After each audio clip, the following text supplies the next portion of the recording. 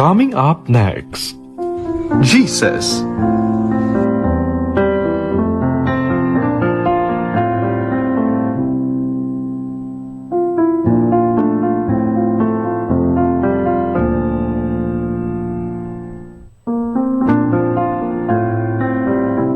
coming up next, Jesus.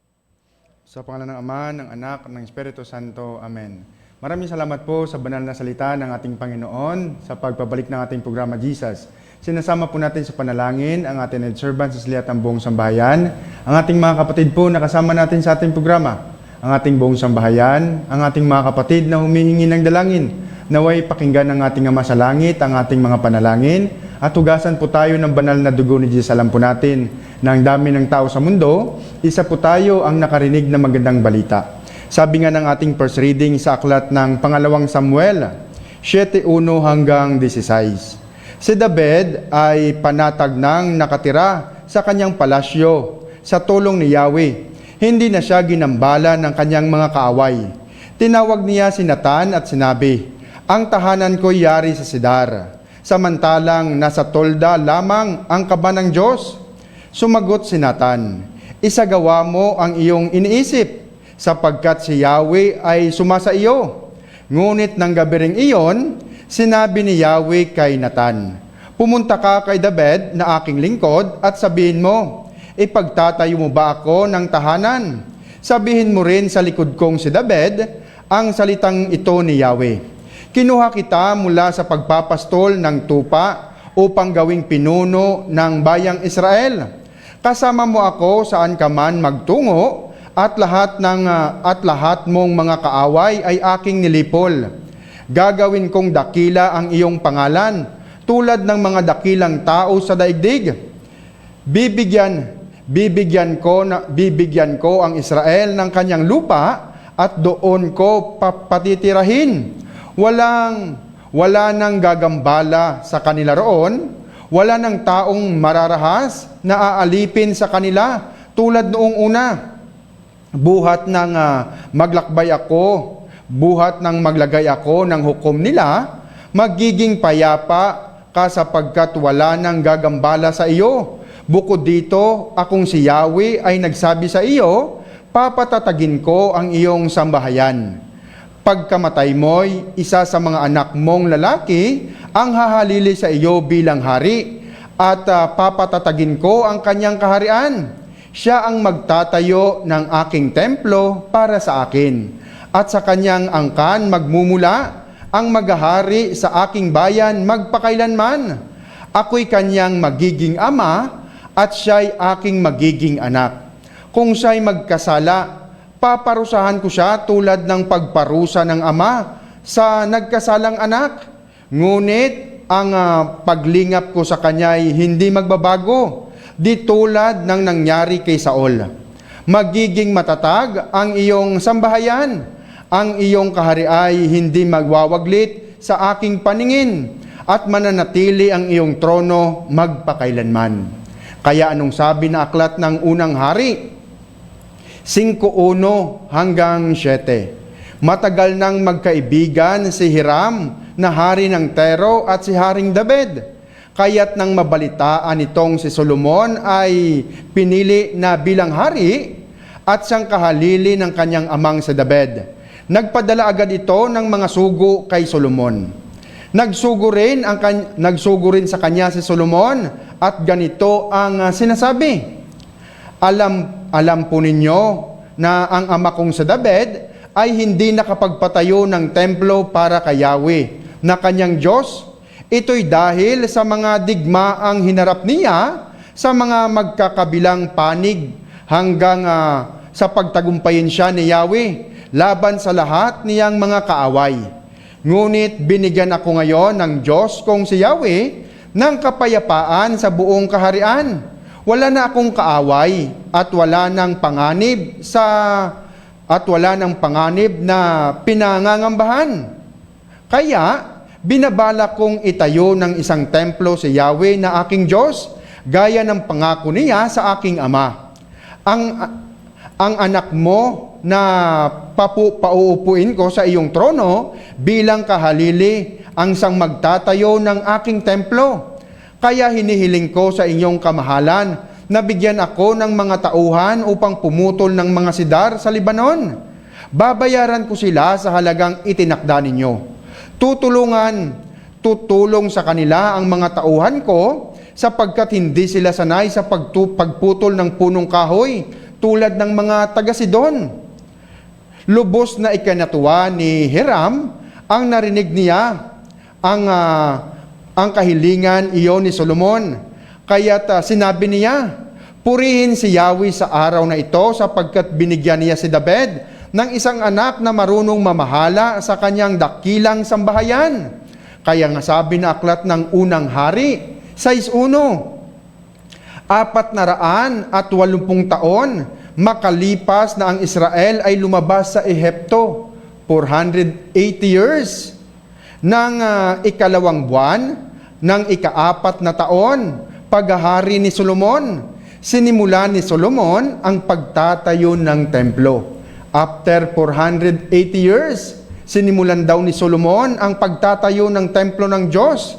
Kaya sabi na aklat ng unang hari, 9:1 hanggang 11, nang maipagawa na ni Solomon ang templo ni Yahweh, ang palasyo ng hari at ang lahat ng binabalak niyang itayo, nagpakita muli sa kanya si Yahweh, tulad ng nangyari sa Gibeon.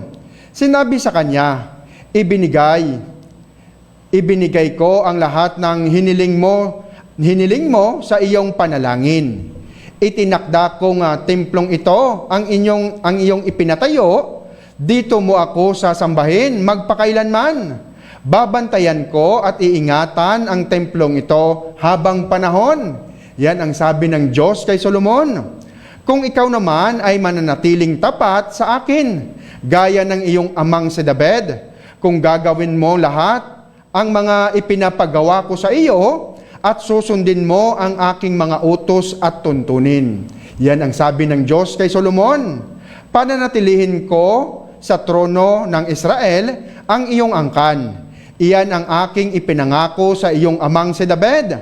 Ngunit kung ikaw at ang iyong mga anak ay tatalikod sa akin at hindi sumunod sa aking mga kautusan at batas, kapag kayo'y sumamba at naglingkod sa ibang Diyos, papalayasin ko ang bayang Israel sa lupang ibinigay ko sa kanila. Merong sinabi ang Diyos na kasunduan kay Solomon. Itatakwil ko ang templong ito na aking itinuring na banal at itinakdang lugar na kung saan ako'y sasambahin. Ang Israel ay pagtatawanan at hahamakin ng lahat ng bansa. Magigiba ang templong ito. Yun ang sabi ng Diyos kay Solomon. Magigiba ang templong ito at ang sino mang madaan dito'y mangingilabot at magtataka. Sasabihin nila, bakit ginawa ito ni Yahweh sa lupaing ito at sa templong ito? At ganito ang isasagot ng mga tao, sapagkat tinalikuran nila si Yahweh, ang kanilang Diyos na nagligtas sa kanilang mga ninuno mula sa pagkaalipin sa Ehipto. Sumamba sila at naglingkod sa ibang mga Diyos, kaya pinabayaan sila ni Yahweh na mapahamak. Kaya anong sabi na aklat ng unang hari, 11:1 hanggang 14, sinunod ba ni Solomon ang kasunduan niya sa Diyos? Naging tapat ba siya tulad ng kanyang amang si David? Sabi ng unang hari, 11:1 hanggang 14, umibig si Solomon sa maraming dayuhang babae, bukod pa sa anak ni Paraon. Nag-asawa siya ng mga babaeng Moabita, Amonita, Edomita, Sidonyo at Heteo. Ipinagbawal ni Yahweh sa mga Israelita ang mag-asawa sa mga banyagang ito. Bakit pinagbawal ng Diyos sa mga Israelita? Huwag kayong mag-aasawa ng mga lahing iyan, sapagkat tiyak na ililigaw nila kayo. Sigurado daw na ililigaw si Solomon at ang mga Israelita. Iyan sapagkat tiyak na ililigaw nila kayo at hihikayating sumamba sa kanilang mga Diyos-Diyosan. Sabi ni Yahweh, ngunit nahulog ang loob ni Solomon sa mga babaeng ito.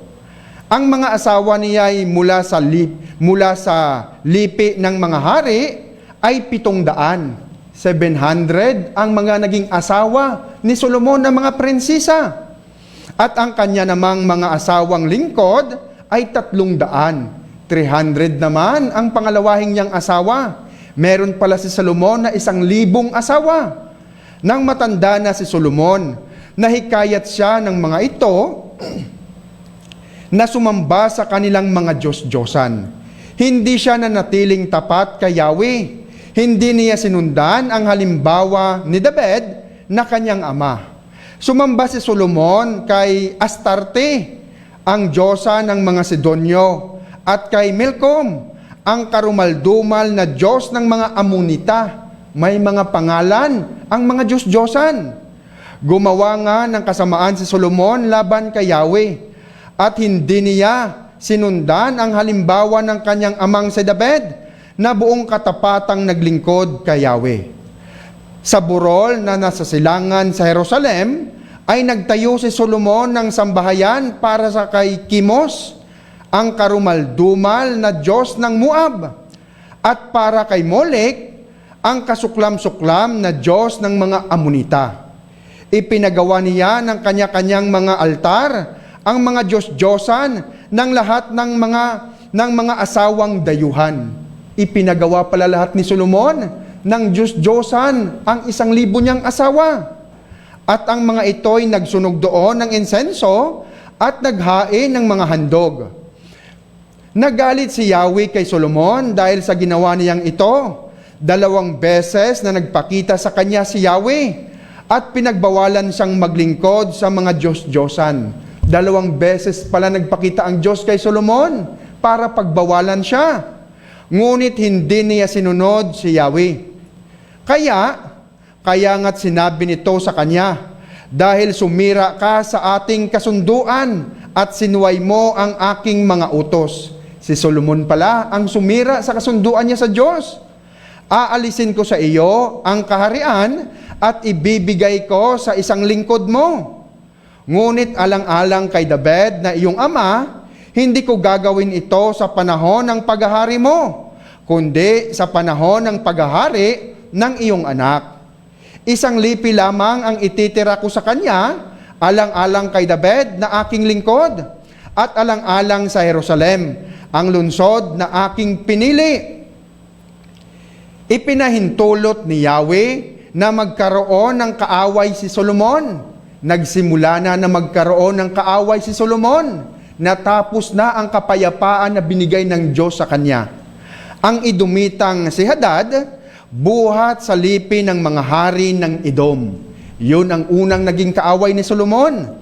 Sabi pa na aklat ng unang hari, 11:26, isa pa sa mga lumaban kay Solomon ay isa ring tauhan niya, si Jeroboam na anak ni Eprataong, sinibat, na taga Serida. Ang ina niya ay si Serua na isang byuda. Pangalawang kalaban ni Solomon, ang mismong tauhan niya. Ang sabi na aklat ng unang hari, 11:29 hanggang 33. Isang araw, lumabas sa Jerusalem si Jeroboam at nasalubong niya si Ahias, ang propetang taga-Silo. Ito'y nag-iisa at bago ang daladalang balabal. Walang ano-ano'y inalis ni Ahias ang kanyang balabal at pinagpunit-punit sa 12 piraso. Sabi niya kay Jeroboam, ang tauhan ni Solomon, kunin mo ang 10 piraso sapagkat ganito ang pinapasabi ni Yahweh, ang Diyos ng Israel. Hahatiin ko ang kaharian ni Solomon at ibibigay ko sa iyo ang 10 lipi. Matitira sa kanya ang 1 lipi, alang-alang kay David na aking lingkod at alang-alang sa Jerusalem, ang lungsod na aking pinili mula sa lahat ng lipi ng Israel. Ginawa ko ito sapagkat tinalikuran niya ako at naglingkod siya kay Astarte, ang Diyos ng Sidon, kay Kimos, ang Diyos ng Edom, kay Molek, ang Diyos ng Amonita. Hindi siya namuhay ng ayon sa kalooban ko. Hindi niya ginawa ang gusto ko, at hindi niya sinunod ang aking mga utos at tuntunin. Hindi nga niya sinundan ang halimbawa ni David. Yun pala ang dahilan bakit binawi ng Diyos ang kaharian kay Solomon. Ngunit hindi ko aalisin sa kanya ang kaharian. Ngunit hindi ko aalisin sa kanya ang kaharian habang siya'y nabubuhay. Pananatilihin ko siyang hari alang-alang kay David, ang aking lingkod na tumupad ng aking mga utos. Ngunit kukunin ko ang malaking bahagi ng kaharian mula sa kanyang anak at ang 10 lipi ay ibibigay ko sa iyo. 1 lipi lamang ang ititira ko sa kanyang anak, sa gayon ang lingkod kong si David ay laging magkakaroon ng isang apo na maghahari sa Jerusalem, sa lungsod na pinili ko upang doon sambahin ako. Ikaw ang maghahari sa Israel at ibibigay ko sa ilalim ng iyong pamamahala ang lahat ng lupang magustuhan mo. Yan ang sabi ng Diyos kay Jeroboam sa isang tauhan ni Solomon. Kung susundin mo ang lahat ng aking mga utos. Yan ang sabi ng Diyos kay Jeroboam sa isang alipin ni Solomon. Kung mamumuhay ka ayon sa aking kalooban, kung ang iyong mga gaway maging kalugod-lugod sa aking paningin, at susundin mo ang aking mga batas at tuntunin, gaya ng ginawa ni David na aking lingkod, ako'y sa iyo. Yan ang sabi ng Diyos kay Jeroboam. Pananatilihin ko ang iyong angkan tulad ng ginawa ko kay David. Ibibigay ko sa iyo ang Israel. At paparusahan ko ang mga anak at apo ni David ayon sa narapat sa kanila. Gayunman, ito'y hindi panghabang panahon. Dahil dito, sinikap ni Solomon na ipapatay si Jeroboam. Ngunit ito'y nakatakas at nagpunta kay Shishak, hari ng Ehipto, na natili siya hanggang sa pagkamatay ni Solomon. Yun ang nangyari sa bansang Israel. Nahati pala sa dalawa. Ang Israel na ang kanyang kabisera ay Samaria, at ang Huda naman, ang kanyang kabisera ay Jerusalem. Ang pangulo ng Israel ay ang tauhan ni Solomon na si Jeroboam. Ang naging hari naman ng Huda ay ang kanyang anak na si Rehoboam.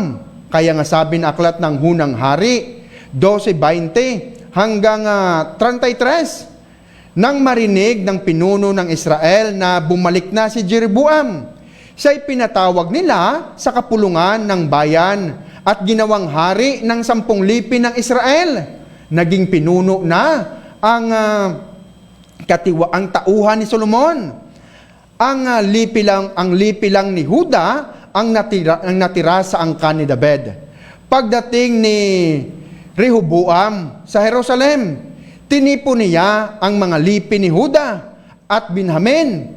Nakatipon siya ng 180,000 mga sanay na mandirigma upang digmain ang 10 lipi ni Israel at bawiin ang kanyang kaharian. Yun ang ginawa ng anak ni Solomon. Gusto niyang bawiin kay Jeroboam ang kaharian ng Israel.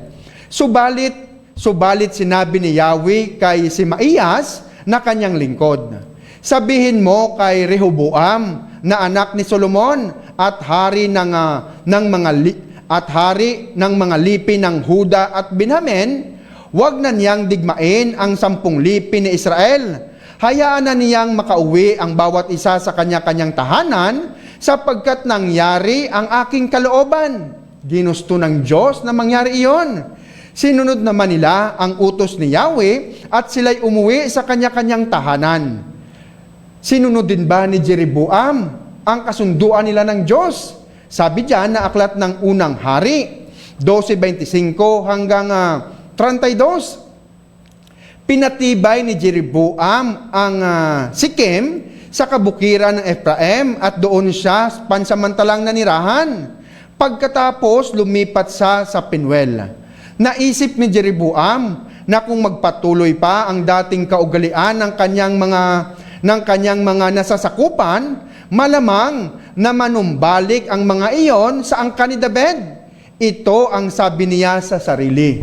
Naisip pala ng tauhan ni Solomon na pag nagpatuloy daw ang Israel ng pagpunta ng Huda sa Jerusalem upang sumamba sa templo na tinayo ni Solomon, malamang nababalik ang loob nila sa anak ni Solomon.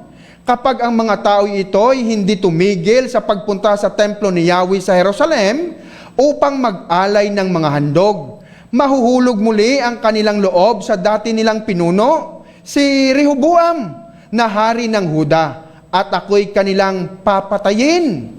Kaya't matapos pag-isipan ang bagay na ito, gumawa siya ng 2 goyang ginto at sinabi sa mga taong bayan, "Huwag na kayong mag-abalang pumunta sa Jerusalem. Narito, bayang Israel, ang inyong Diyos na naglabas sa inyo sa Ehipto." Inilagay niya ang isa sa Betel at ang isa naman sa Dan. At sa bagay na ito'y naging sanhi ng pagkakasala ng Israel.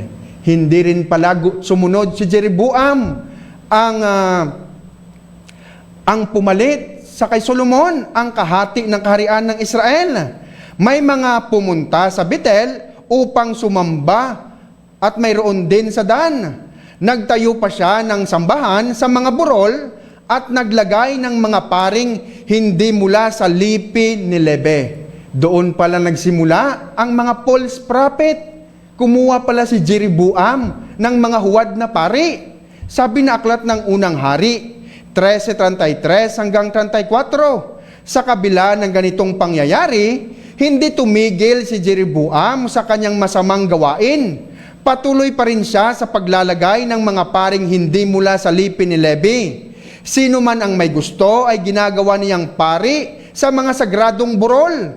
Dahil sa mga kasalanang ito ni Jeroboam, naubos ang kanyang angkan at hindi na muling naghari. Napalitan na ng ibang angkan ang hari ng Israel. Pero ang Huda at Jerusalem ay nanatili sa angkan ni David. Kaya anong sabi na aklat ng Hoseas? 4:6 hanggang 10. Nalipol ang aking bayan dahil sa kamangmangan, sapagkat tinakwil ninyo ang karunungan, itatakwil ko rin kayo bilang pari. At dahil kinalimutan ninyo ang kasunduan ng inyong Diyos, kakalimutan ko rin ang inyong mga anak. Habang dumarami ang mga pari, lalo naman silang nagkakasala sa akin. Kaya gagawin kong kahihiyan ang kanilang kadakilaan. Yumayaman sila dahil sa kasalanan ng mga tao. Nabubusog sila sa kasamaan ng aking bayan. At gayon nga ang nangyayari. Kung ano ang pari, gayon din ang bayan. Kaya't paparusahan ko sila at pagbabayarin dahil sa kanilang kasamaan. Sila'y kakain, ngunit hindi mabubusog. Makikipagtalik sila sa mga babae sa templo. Sa mismong templo na tinayo ni Solomon. Ngunit hindi sila magkakaanak sapagkat itinakwil nila si Yahweh at sila'y bumaling sa ibang mga Diyos. Ano naman ang ginawa ng hari ng Huda, ng anak ni Solomon? Sabi na aklat ng unang hari, 14:21 hanggang 25. Naghari naman sa Huda si Rehoboam na anak ni Solomon. 41 taong gulang siya nang magsimulang maghari. 17 taon siyang naghari sa Jerusalem, sa lungsod na pinili ni Yahweh mula sa lahat ng mga lipi ng Israel upang doon siyang sambahin. Ang pangalan ng kanyang ina ay Naama, isang taga-Amon. Gumawa ng kasamaan laban kay Yahweh ang sambahayan ng Huda. Ganon din ang ginawa ng anak ni Solomon. At higit na masama ang kanilang ginawa kaysa sa kanilang mga ninuno. Dahil dito, nagalit sa kanila si Yahweh. Nagtayo sila ng mga sambahan, mga haliging bato, at mga larawan ni Asira sa ibabaw ng bawat burol at sa ilalim at sa lilim ng bawat mayabong punong kahoy. Ano pa ang ginawa ng hari ng Huda?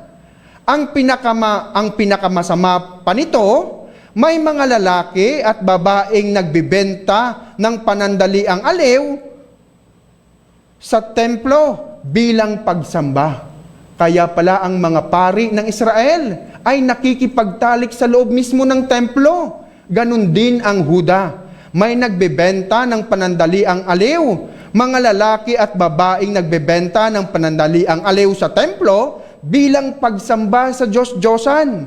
Ginawa ng mga taga-Huda ang mga kasuklam-suklam na gawain ng mga bansang pinalayas ni Yahweh mula sa lupaing noong pumasok doon ang mga Israelita.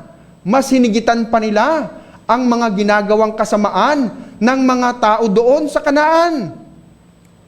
Nang 5 taon ng paghahari ni Rehoboam, sinalakay ni Sisyak na hari ng Ehipto ang lungsod ng Jerusalem. Kinuha niya ang mga kayamanan sa templo ni Yahweh at sa palasyo ng hari. Sinamsam niyang lahat, pati ang mga gintong kalasag na ipinagawa ni Solomon. Dahil doon, pinabayaan ng Diyos na sakupin na ang Huda. Sabi pa dyan ng aklat ng unang hari, 14:30, patuloy ang labanan ni Rehoboam at Jeroboam sa panahon ng kanilang paghahari. Nag-aaway na ang Israel at ang Huda, ang nahati sa dalawa na kaharian ni David. Kaya anong sabi na aklat ng Hosea 5:4 hanggang 7? Dahil sa kanilang mga ginawa, hindi na sila makakapanumbalik sa Diyos, sapagkat nasa kanila ang espiritu ng kasamaan at hindi nila nakikilala si Yahweh.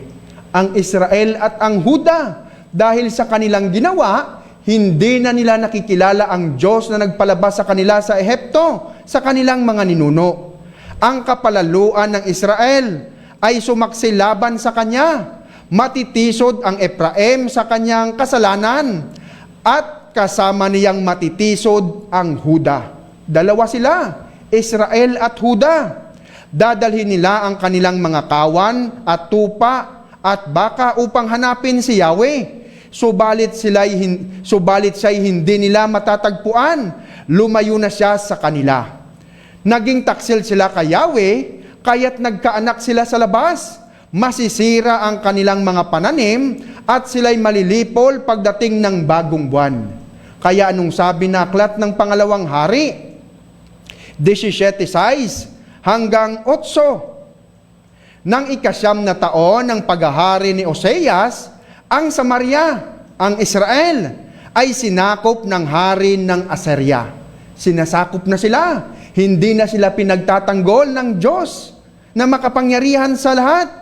Dinala niyang bihag ang mga Israelita sa Assyria at kinalat sa Hala. Ang iba naman ay sa ilog ng Habor, sa Gusan, sa mga lunsod ng Mides. Binihag na ang mga Israel, natira pa ang Huda.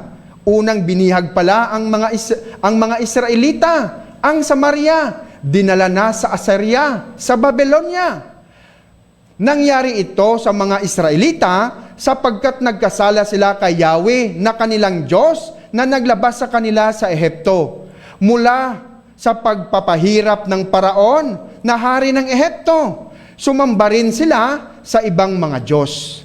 At ginaya ang mga kaugalian ng mga bansang itinaboy ni Yahweh mula sa lupaing sinakop nila.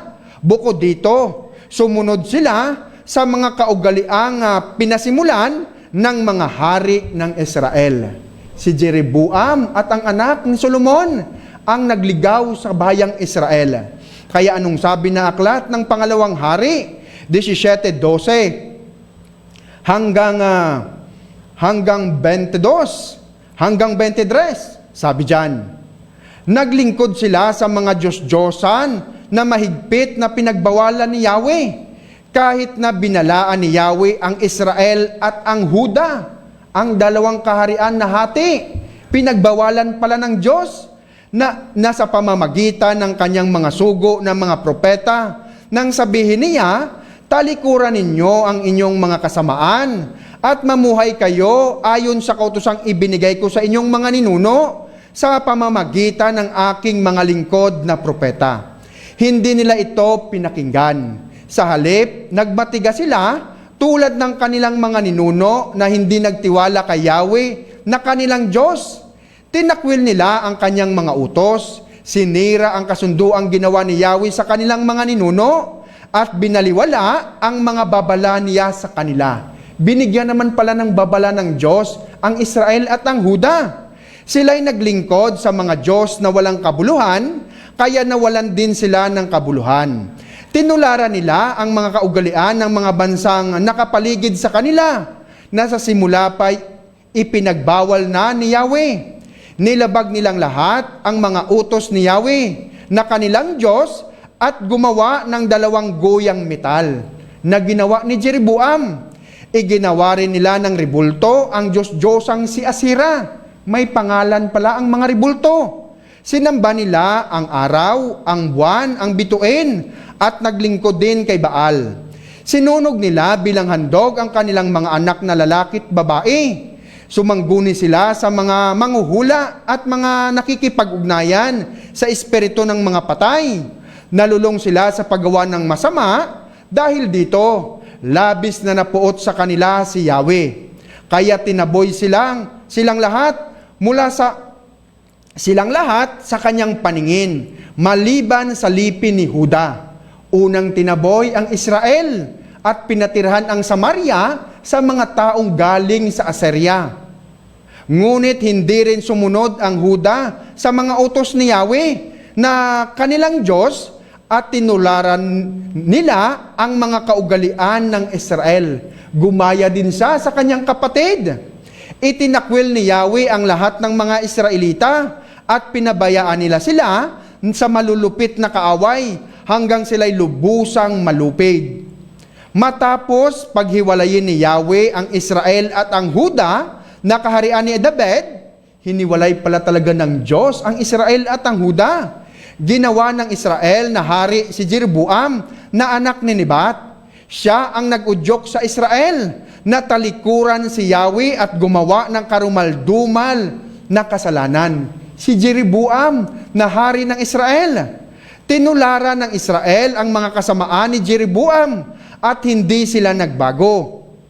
Kaya itinakwil sila ni Yahweh tulad ng babala sa kanila ng mga propeta.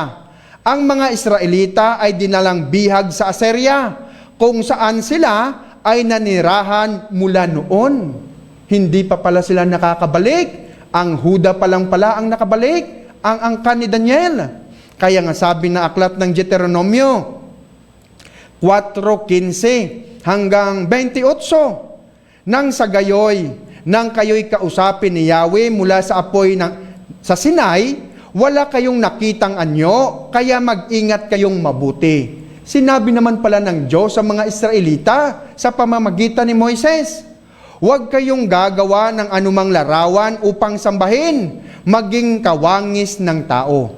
Huwag ninyong sasambahin ang araw, buwan, bituin, o alinman bagay sa kalawakan na nilalang ni Yahweh para sa tao.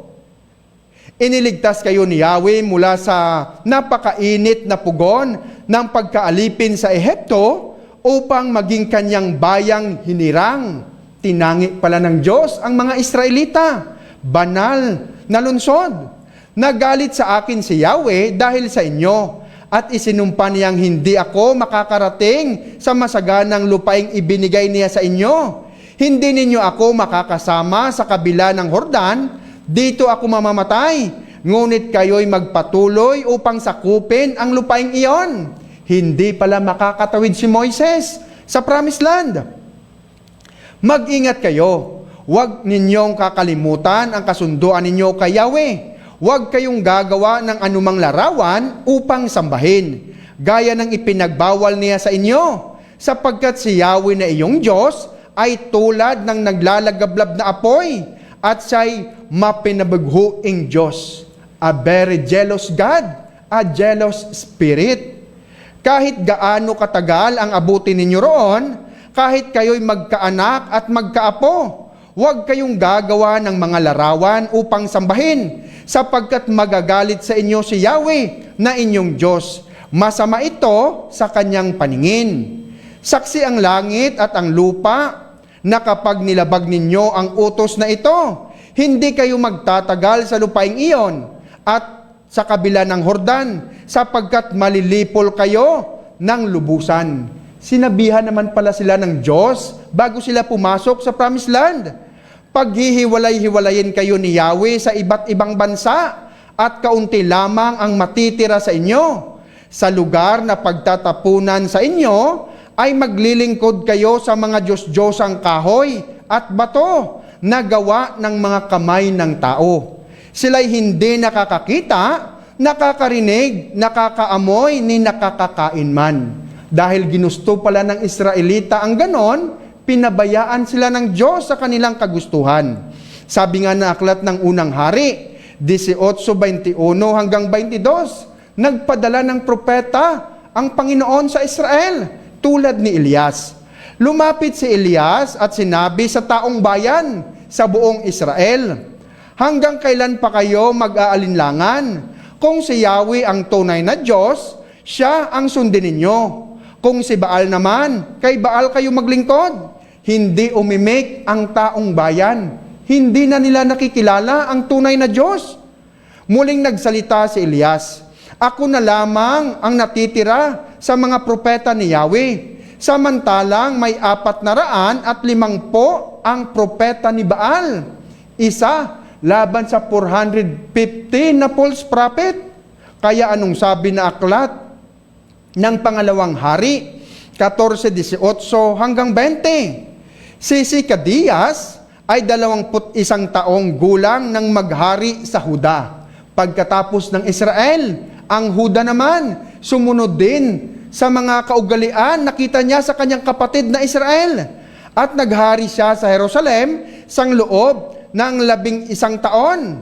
Ang ina niya ay si Hatumal na anak ni Jeremiah na taga-Libna. Tulad ng masamang halimbawa ni Jibukiim, ginawa ni Sidikiyas ang mga bagay na hindi kalugod-lugod kay Yahweh. Umabot sa sukdulan ang galit ni Yahweh sa Jerusalem at sa Huda. Kaya ang mga ito'y ipinabihag niya sa mga kaaway. Sabi na aklat ng pangalawang hari, 25:8 hanggang 11. Nang ikapitong araw ng ikalimang buwan, ng ikalabing-siyam na taon ng paghahari ni Nebukadnezar, pinasok ni Nebusadran na pinuno ng tanod ni Nebukadnezar ang Jerusalem. Pinasok na ng mga taga-Babylonia ang Huda. Sinunog nila ang templo na pinagawa ni Solomon, ang palasyo at ang malaking bahay roon. Sinunog nga, natupad nga ang sabi ng Diyos sa mga taga-Israel at Huda. Ang mga pader ng lungsod ay giniba naman ng mga kawal na kasama ni Nebuzaradan. Dinala nilang bihag ang natira pang mga tao sa Jerusalem, pati ang mga sumuko sa hari ng Babylonia. Wala na, dinala na pala ang mga taga-Israel at mga taga-Huda. Nasakop silang lahat ng kanilang mga kaaway. Kaya anong sabi ng Panginoon sa kanila bago nila sakupin ang Promised Land sa aklat ng Deuteronomio 11:16 hanggang 32? Ngunit mag-ingat kayo, huwag kayong papadaya. Binalaan naman pala sila ng Diyos, pinag-iingat sila. Huwag kayong papadaya pag nandoon na kayo sa Promised Land.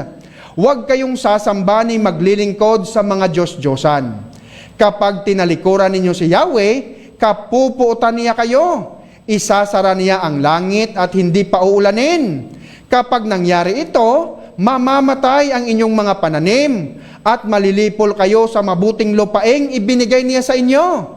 Itanim nga ninyo ang mga utos na ito sa inyong mga puso't kaluluwa. Yun pala ang turo ng Diyos sa kanila. Ipulupot ninyo ito sa inyong mga kamay bilang tanda at itali sa inyong noo. Ituro ninyo ito sa inyong mga anak. Pag-aralan ninyo ito sa inyong tahanan, sa inyong paglalakbay, sa inyong pagtulog sa gabi, at sa inyong pagbangon sa umaga. Yun pala ang turo sa kanila. Magbasa sila ng Eskriptura araw at gabi, at lahat ay papasaganain ng Diyos sa kanila. Isulat ninyo ito sa mga hamba ng pintuan ng inyong bahay at tarangkahan, upang kayo at ang inyong mga anak ay mabuhay ng matagal sa lupaing ipinangako ni Yahweh sa inyong mga ninuno. Mananatili kayo roon hanggat ang langit ay nasa ibabaw ng lupa. Kapag sinunod ninyong mabuti ang kanyang mga utos, inibig siya ng tapat, sinundan ang kanyang mga landas, at nanatili kayo sa kanya. Papalayasin niya ang mga tao sa lugar na titirhan ninyo. Masasakop ninyo ang lupain ng mga bansang mas malaki, mas malakas kaysa inyo. Kung magkaganoon, ibibigay niya sa inyo ang lahat ng lupang matapakan ninyo. Yun ang pangako ng Diyos sa mga Israelita pag nanatili silang tapat.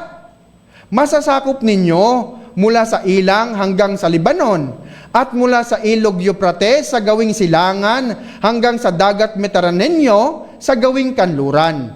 Walang makakatalo sa inyo, tulad ng pangako ng Diyos ninyong si Yahweh.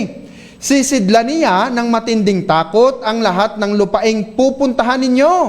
Sa araw na ito, binibigyan ko kayo ng pamimilian, pagpapala o sumpa. Pinapili pala sila ng Diyos. Pagpapala kapag sinunod ninyo ang kanyang mga utos, ngunit sumpa kapag sumamba kayo sa ibang Diyos, sa halip na sumunod sa kanyang mga utos. Kapag nadala na kayo ni Yahweh sa lupaing inyong sasakupin at aariin, ang pagpapala ay bibigyan sa ninyo sa bundok ng Gerizim, at ang sumpa sa bundok ng Ibal. Sila din pala mismo ang nagbanggit ng pagpapala at sumpa. Ang mga ito ay nasa silangan ng Hordan, sa tapat ng Gilgal, sa tabi ng Insinar, sa Mori, sa lansangan, pakanluran, sa lupain ng mga Kanaeyo sa Araba. Masyadong detalyado ang utos ng Diyos sa kanila. Malapit na kayong tumawid ng Hordan upang sakupin ang lupaing ibinigay sa inyo ni Yahweh. Pagdating ninyo roon, sundin ninyong mabuti ang lahat ng mga utos at tuntuning inilahad ko ngayon sa inyo. Sinunod ba ng mga Israelita ang utos ng Diyos sa kanila sa pamamagitan ng lingkod niyang si Moises? Sabi na aklat ng mga awit, 106, 35 hanggang 36, sa halip na sundin ang utos ng Diyos, bagkos, nakisama at maling gawain ng mga pagano ang sinunod nila. Ang Diyos-Diyosan ang sinamba nila at pinaglingkuran. Sa ginawang ito, sila ang nagkamit ng sumpa ng kaparusahan. Kaya anong sabi na aklat ng Jeremiah 31:31 hanggang 34? Sinabi ni Yahweh na darating ang panahon na gagawa ako ng bagong tipan sa Israel at sa Huda, sa kaharian ni David na nahati sa dalawa. Ito'y hindi tulad ng kasunduang ginawa ko sa kanilang mga ninuno nang ilabas ko sila sa Ehipto. Bagamat para akong isang asawa sa kanila, sinira nila ang kasunduang ito. Ganito ang gagawin kong kasunduan sa bayan ng Israel pagdating ng panahon. Itatanim ko sa kanilang kalooban ang aking mga utos, ang aking kautusan. Isusulat ko ito sa kanilang mga puso. Ako ang kanilang magiging Diyos at sila ang aking magiging bayan. May bagong covenant na dala ng Panginoong Jesucristo. Kaya nga sabi na aklat ng Jeremias 31:34, hindi na nila kailangang turuan pa ang isa't isa at sabihing kilalanin mo si Yahweh. Hindi na sila maliligaw tulad ng ginawa ng mga hari ng Israel at ng Huda. Sapagkat ako'y makikilala nilang lahat, mula sa pinakaaba hanggang sa pinakadakila, sapagkat papatawarin ko sila sa kanilang mga kasalanan at kakalimutan ko na ang kanilang kasamaan. Meron palang bagong tipan, sabi na aklat na Ezekiel 36, 24 hanggang 28. Titipunin ko kayo mula sa iba't ibang bansa upang ibalik sa inyong bayan. Ang Israel at ang Huda ay ibabalik na ng Diyos sa kanyang pinangakong promised land. Wiwisikan ko kayo ng tubig na dalisay upang kayo'y luminis. Aalisin ko rin ang naging mansa ninyo dahil sa inyong mga Diyos-Diyosan. Dahil sa hindi nila pagkilala sa tunay at buhay na Diyos. Bibigyan ko kayo ng bagong puso at bagong espiritu. Ang masuway ninyong puso ay gagawin kong pusong masunurin. Bibigyan ko kayo ng aking espiritu upang makalakad kayo ayon sa aking mga tuntunin at masunod ninyong mabuti ang aking mga utos. Ititira ko kayo sa lupaing ibinigay ko sa inyong mga ninuno. Kayo ay magiging bayan ko at ako ang inyong magiging Diyos. Kaya anong sabi ni Pablo sa New Covenant sa Bagong Tipan sa aklat ng Pangalawang Korinto 3:36? Binigyan niya kami ng kakayahang maging lingkod ng bagong tipan. Isang kasunduang hindi nababatay sa kautosang nakasulat, kundi sa Espiritu. Sapagkat ang kautosang nakasulat ay nagdudulot ng kamatayan, ngunit ang Espiritu ay nagbibigay buhay. Merong bagong tipan. Kaya nga sabi ng ating ebanghelyo sa araw na ito, sa aklat ng Lucas 1:67 hanggang 79. Si Zacarias na ama ng bata ay puspos ng Espiritu Santo at nagpahayag ng mensahe mula sa Diyos. Purihin ang Panginoon ng Israel. Tinulungan niya at pinalaya ang kanyang bayan. Nagsugo siya sa atin ng isang makapangyarihang tagapagligtas, ang Panginoong Hesukristo, mula sa angka ni David na kanyang lingkod. Ito'y ayon sa ipinangako niya noong una sa pamamagitan ng kanyang banal na propeta, na ililigtas niya tayo mula sa ating mga kaaway, mula sa kamay ng lahat ng napupuot sa atin. Ipinangako niyang kakahabagan ang ating mga pinuno at alalahanin ang banal na tipan.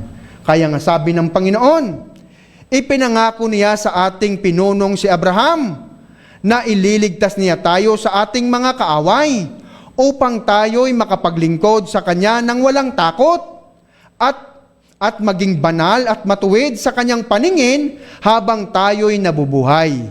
Ikaw, anak ko, ay tatawaging propeta ng kataas-taasang Diyos, sapagkat mauuna ka sa Panginoon upang ihanda ang Kanyang daraanan at upang ipaalam sa Kanyang bayan ang kanilang kaligtasan, ang kapatawaran ng kanilang mga kasalanan. Mapagmahal at mahabagin ang ating Diyos.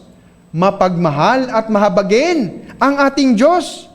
Magbubukang liwayway sa atin ang araw ng kaligtasan. Tatanglawan niya ang mga nasa kadiliman at sa ilalim ng kamatayan. At papatnubayan tayo sa daan ng kapayapaan. Meron na uling kapayapaan. Naging kaaway ng Diyos ang Israel at ang Huda dahil sa kanilang mga hari, dahil sa pagsamba nila sa Diyos-Diyosan. Kaya anong sabi ng Panginoon sa aklat ng sa aklat ni Juan 1:1 hanggang 18? Nang pasimula pa ay naroon na ang salita. Ang salita ay kasama ng Diyos at ang salita ay Diyos. Sa pasimula ay kasama na siya ng Diyos. Nilikha ang lahat ng bagay sa pamamagitan niya at walang anumang nilikha nang hindi sa pamamagitan niya ang nilikha. Sa Kanya ay may buhay. Ang buhay ay siyang ilaw ng sangkatauhan. Sa salita ng Diyos ay may buhay at sang ilaw ng sangkatauhan. Nagliliwanag sa kadiliman ang ilaw at hindi ito nagapi kailanman ng kadiliman. At naparito si Juan na isinugo ng Diyos upang magpatotoo sa mga tao patungkol sa ilaw at upang ang lahat ay sumampalataya dito. Hindi siya ang ilaw. Sabi ni Juan, hindi siya ang Kristo. Subalit naparito siya upang magpatotoo tungkol sa ilaw, tungkol sa Kristo. Ito ang tunay na ilaw. Dumating ito sa sanlibutan upang magbigay liwanag sa lahat ng tao.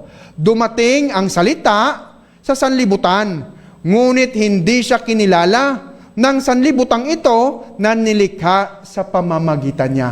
Hindi pa rin nakilala ng mga tao sa Israel ang anak ng Panginoon, ang anak ng Diyos. Pumunta siya sa kanyang bayan, ngunit hindi siya tinanggap ng sarili niyang kababayan. Subalit ang lahat ng tumanggap at sumampalataya sa kanya ay binigyan niya ng pagkakataong maging mga anak ng Diyos. Sila nga ay naging mga anak ng Diyos. Hindi dahil sa isinilang sila ayon sa kalikasan o sa kagustuhan o sa kagagawan ng tao, kundi ang pagiging anak nila ay dahil sa kalooban ng Diyos. Ang salita ay naging tao at nanirahan sa piling namin.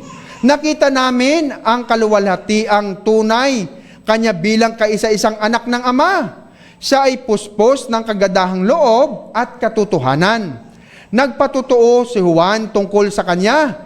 Isinigaw niya, siya ang tinutukoy ko ng aking sabihin. Ang darating na kasunod ko'y higit sa akin, sapagkat siya'y naroon na bago pa man ako ipanganak, dahil siya'y puspos ng pag-ibig. Naranasan natin ang kagandahang loob ng Diyos. Dumating ang kautusan sa atin sa pamamagitan ni Moises. Ngunit sa pamamagitan ni Jesucristo ay dumating ang kagandahang loob at katotohanan. Kailanmay walang taong nakakita sa Diyos, ngunit siya'y ipinakilala ng kaisa-isang anak ng Diyos na lubos na minamahal ng Ama, ang Panginoong Jesucristo. Kaya anong sabi ng aklat ng Mateo 4:12 hanggang 17? Nang mabalitaan ni Jesus na nang mabalitaan ni Jesus na nabilanggo si Juan, bumalik siya sa Galilea. Ngunit hindi siya sa Nazaret na nirahan, kundi sa bayan ng Capernaum na nasa baybayin ng lawa ng Galilea, sakop ng Sibulon at Neptali. Sa gayoy natupad ang sinabi ni Propeta Isaya, lupain ng Sibulon at lupain ng Neptali, bayang papunta sa lawa, sa ibayo ng Hordan, sa Galilea ng mga Hintel, sa Israel. Ang mga taong nasa kadiliman ang mga tao sa kadiliman ay nakakita ng maningning na ilaw. Sa mga nakatira sa ilalim ng kamatayan ay sumikat ang liwanag. Magmula noon ay ipinangaral na ni Jesus at itinuro niyang magsisi kayo at talikuran ang inyong mga kasalanan, sapagkat malapit nang dumating ang kaharian ng langit. Maniwala na kayo sa magandang balita, sabi ng Panginoon. Kaya nga sabi ng ating ebanghelyo sa araw na ito, sa aklat ng Lucas 1:78 hanggang 79, mapagmahal at mahabagin ang ating Diyos. Magbubukang liwayway na sa atin ang araw ng kaligtasan. Tatanglawan niya ang mga nasa kadiliman at sa ilalim ng kamatayan, at papatnubayan tayo sa daan ng kapayapaan. Kaya anong sabi ni Pablo sa mga Israelita sa aklat ng mga Gawa 26:18? Isusugo kita sa mga taong iyon upang ipamulat ang kanilang mga mata. Ibalik sila sa kaliwanagan mula sa kadiliman. Iligtas sila sa kapangyarihan ni Satanas at ibalik sa Diyos. Ano ba ang ginagawa ng Israel? Bakit sabi ng Panginoon, iligtas sila sa kapangyarihan ni Satanas at ibalik sa Diyos? Sa pamamagitan ng pananampalataya sa akin. Sila'y papatawarin sa kanilang mga kasalanan at sila'y mabibilang sa mga taong pinaging banal ng Diyos. Ano ba ang ginagawa ng Israel? Bakit sabi ng Panginoon, ililigtas sila sa kapangyarihan ni Satanas at ibabalik sa Diyos? Ano ba ang ginagawa ng Israel? Sabi na aklat ng unang Korinto 10:18 hanggang 22. Tingnan ninyo ang bansang Israel. Hindi ba ang mga kumakain ng mga handog ay ay nakikibahagi sa ginagawa sa dambana. Ano ang ibig kong sabihin? Sinasabi ko ba ang mga Diyos-Diyosan o ang pagkaing inihandog sa Diyos-Diyosan ay may kabuluhan? Hindi. Ang ibig kong sabihin, ang mga pagano, naging pagano na sila. Ang mga pagano ay nag-alay ng kanilang handog sa mga demonyo at hindi sa Diyos. Kaya't ayaw kong maging kaisa kayo ng mga demonyo. Hindi kayo makakainom ng sabay sa kupa ng Panginoon at sa kupa ng demonyo. Hindi rin kayo maaaring makisalo ng sabay sa hapag ng Panginoon at sa hapag ng demonyo. Nais ba nating mabinugo ang Panginoon? Akala ba ninyo'y mas makapangyarihan kayo kaysa Kanya? Kaya anong sabi ng Panginoon sa aklat ni Barok? 4:6 hanggang 11. Ipinagbili kayo sa mga dayuhan, hindi upang lipulin. Ipanasakop kayo sa iba, sapagkat ginalit ninyo ang Diyos nang maghandog kayo sa mga demonyo sa halip na sa Kanya. Nilait ninyo siya at nilait ninyo ang isang inyo'y lumikha. Linait pala nila ang Diyos na lumikha sa kanila. Kinalimutan ninyo ang Diyos na walang hanggan at sa inyo'y nag-aalaga sa simula pa at dinulutan ng kapighatian ang Jerusalem na sa inyo'y nag-aruga. Nakita ng Jerusalem ang parusa ng Diyos sa inyo at kanyang sinabi, mga karatig bayan ko, ako'y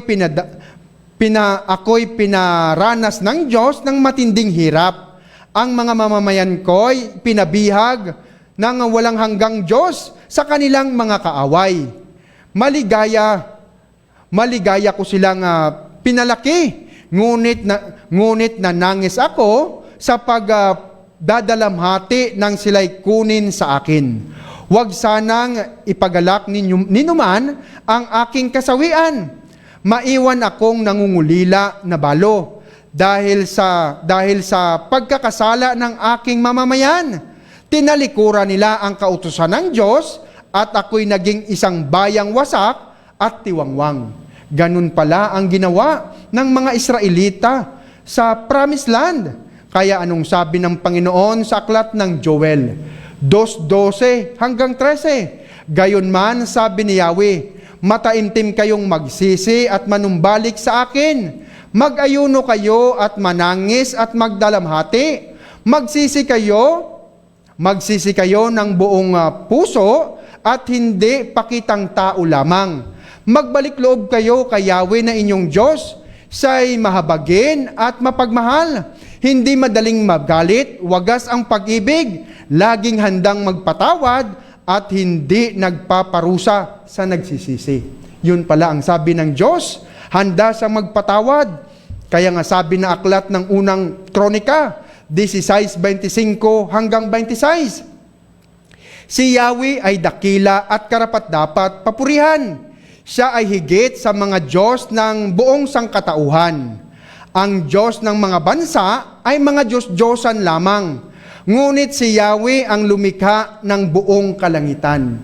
Siya lang daw ang nag-iisa at tunay na Diyos. Kaya anong sabi ng Panginoon sa aklat ng 2 Korinto 4:3 hanggang 4? Kung may tabing pa ang magandang balitang ipinahayag namin, ito'y natatabingan lamang para sa mga mapapahamak. Hindi sila sumasampalataya, sapagkat ang kanilang isip ay binulag ng Diyos ng kasamaan sa daigdig na ito, upang hindi nila makita ang liwanag ng magandang balita tungkol sa kaluwalhatian ni Kristo na siyang larawan ng Diyos. In Jesus' name. Sa pangalan ng Ama, ng Anak, ng Espiritu Santo. Amen. Inyayahan po ang lahat sa panalangin. Banal na Ama, marami pong salamat sa iyong awa at habag. Marami pong salamat sa iyong banal na salita. Marami pong salamat sa iyong banal na Espiritu. Sa pagbukas ng aming mga isip, sa pagpaalab ng aming mga puso, na makilala ka po namin at makilala din namin aming sarili na nakatago sa iyong banal na salita. Marami pong salamat sa paghugas ng aming mga kasalanan. Patuloy po naming hiningi ang iyong awa at habag. Hugasan niyo po kami ng banal na dugo ni Jesus. Bendisyonan niyo po ang aming head servant, si Lee at ang buong sambahayan, ang aming buong sambahayan, ang aming mga kapatid na humingi ng dalangin ng kanilang kagalingan. Pakinggan niyo po ang aming mga panalangin. Hugasan niyo po kami ng banal na dugo ni Jesus. In Jesus' name. Sa pangalan ng Ama, ng Anak at ng Espiritu Santo. Amen. Ito pong ating programa, Jesus. Patuloy nagsasabi, ang Diyos ay pag-ibig, nananahan at sumasagawa sa atin. God bless all.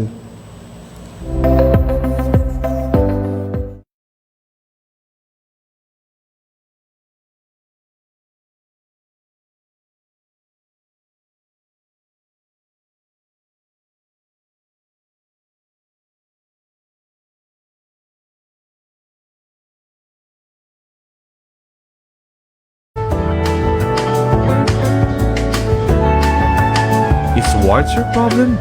Get them removed for only 888 pesos. Visit us in Solis Street and Molo, Iloilo City, San Jose Antique, and Roas City, Capiz. Or call us at 0919-3939-678. Beauty Essentials Facial Care Center, where skin meets perfection. Beauty Essentials Facial Care Center. Itlog nga preska kag masustansya? Kanang Binay Egg Producing Farm. Order na 0922-235-8306 or visit Purol Barangay